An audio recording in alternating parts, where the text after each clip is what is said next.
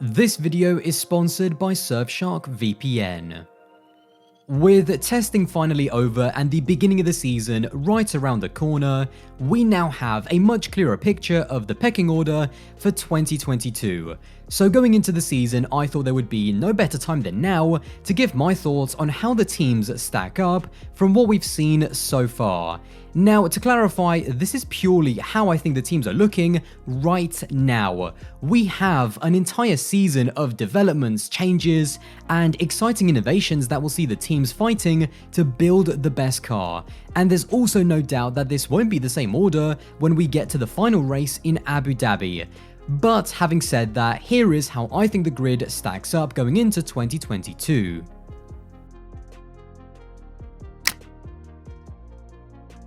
From every angle, Red Bull had an impressive test at Bahrain, and I think justifiably, they go into the season as the team on the front foot. The car was always fast with good times, the reliability was solid, and just visually from the track, the car looks well balanced and it looks like Max and Checo have confidence to really push it. Beyond the impressive numbers like their lap times and also their long run pace, to put it simply, what really did it for me was watching Max Verstappen at the end of day 3. All of a sudden, as testing came to a close, Max just flipped a switch. Through that S section of turns 5, 6 and 7, the car just looked on rails and I immediately noticed that he was going quicker than anyone else I'd seen before through there. Max and Red Bull definitely showed a little bit of their hand, and so far it looks very strong from the reigning world champ.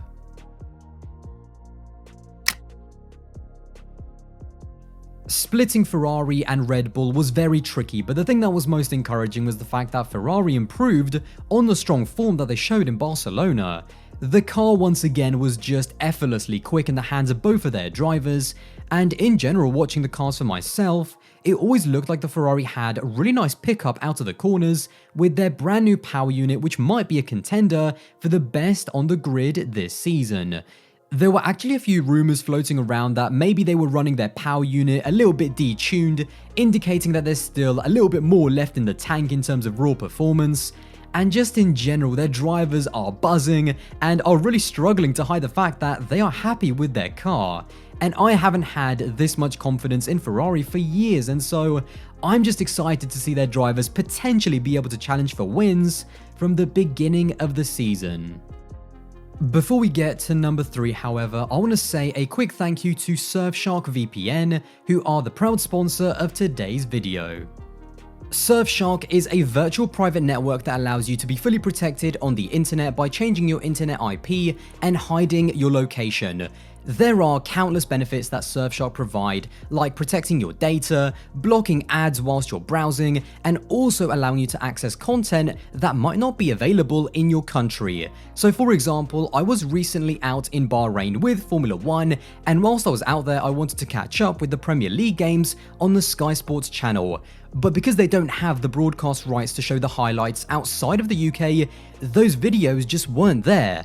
No problem, however, because with Surfshark, in only a few clicks you can connect to a server in the UK, refresh the page, and now I can watch all of the videos that weren't available.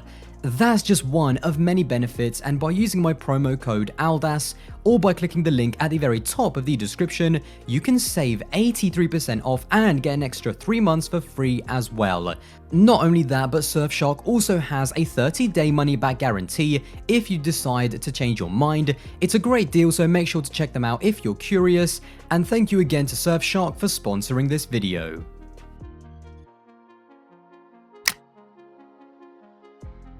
Mercedes were definitely one of the most interesting teams to watch. We have been fooled time after time, season after season, by the "we are struggling and we are miles behind every other team" act. And I was trying to always have that in my mind and wanting to not be fooled, but to be honest, they did look a little bit rough. Yes, we were all blown away by their unique sidepod design, but as I was watching them, especially on day 2 with George Russell, for lap after lap he was locking up, he didn't look comfortable, and in general the car just doesn't look anywhere near as balanced as either the Ferrari or Red Bull. The problem with Mercedes is that they are the type of team who will disappoint in testing and then go out and win the first 3 races of the season. but I've got to call it as I see it, and whether it's long runs or even quick laps on softer tyres, the drivers just don't seem to be able to fully trust and fully push the W13 as much as the Red Bull or Ferrari drivers. It doesn't mean that the car is bad, it just means that there's perhaps a little bit more work that needs to be done to fully extract the full potential of the W13. Andrea Seidel himself admitted that McLaren's week at Bahrain was less than ideal. They had a problem with the front brakes that hindered them on long runs, and did the entire 3 days with only Lando Norris driving, as Daniel wasn't able to drive with what turned out to be a positive case of COVID-19. Watching McLaren trackside, especially in the first 2 days, it was actually a bit of a shock because Lando was kind of all over the place. He just didn't seem to have the same confidence as some of the other drivers, but luckily on day 3 he definitely looked more in the zone.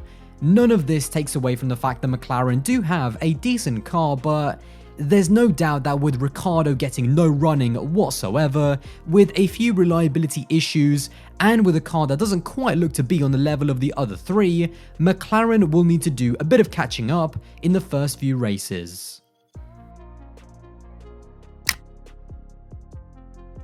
Even though Aston Martin didn't set timing screens alight, they did show some really good long run pace compared to the other teams on similar compounds, and overall, from all of the interviews that I've seen, both the drivers and team seem to be very positive that they've had a better test than 12 months ago in 2021. My biggest takeaway about the car wasn't so much what I saw on the track, but more so what I saw on some of the onboards. The car at slower speeds does seem to have quite a bit of understeer, although the team was very firm in mentioning that they didn't chase irrelevant lap times, suggesting that there is a lot more performance left to be unleashed, and focused more on understanding their AMR 22.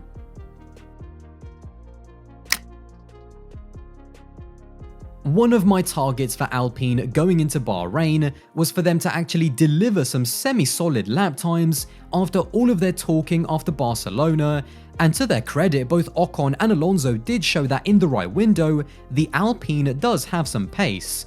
The problem for them is finding the balance with the porpoising issue.